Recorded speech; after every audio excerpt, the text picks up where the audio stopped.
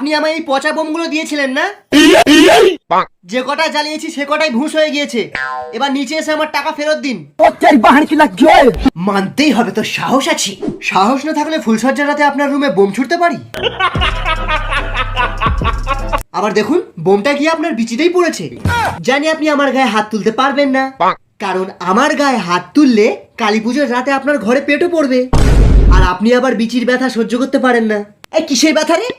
আমি এই বছর আমার ছাদে আমরা একটি বোম নিয়ে বসে থাকবো। আজ ড্যামেজ বোমগুলো এখানেই রেখে গেলাম।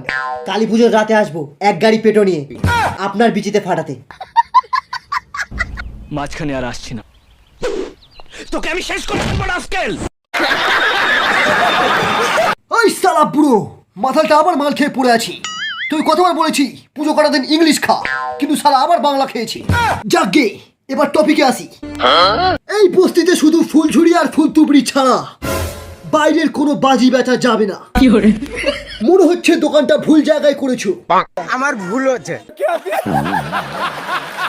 একটুও ভুল করিনি, জায়গাটাও ঠিক আছে আর বাজিগুলো ঠিক আছে। চকলেট বোম, পেটো বোম, দেওয়ালে মারা বোম। এবার বায়ু দূষণটা বসে বসে দেখো। বায়ু দূষণ তো পাদলেও হবে। পাদা কেষ্টু, সালা পাদবো এখানে, গন্ধ শুকলেই শ্মশানে। বুম্বা, সেদিন তোর বাজির দোকান থেকে একটা ফুলঝুরির প্যাকেট চুরি করেছিলাম বলে তুই আমাকে মেরেছিলিস, কিন্তু তাতেও তুই আমার কিচ্ছু ছিঁড়তে পারিসনি। দেখ, আজ তোর বোনকে আমি বিয়ে করে নিয়েছি তোর দোকান থেকে ফ্রিতে আনলিমিটেড বাজি নেব বলে।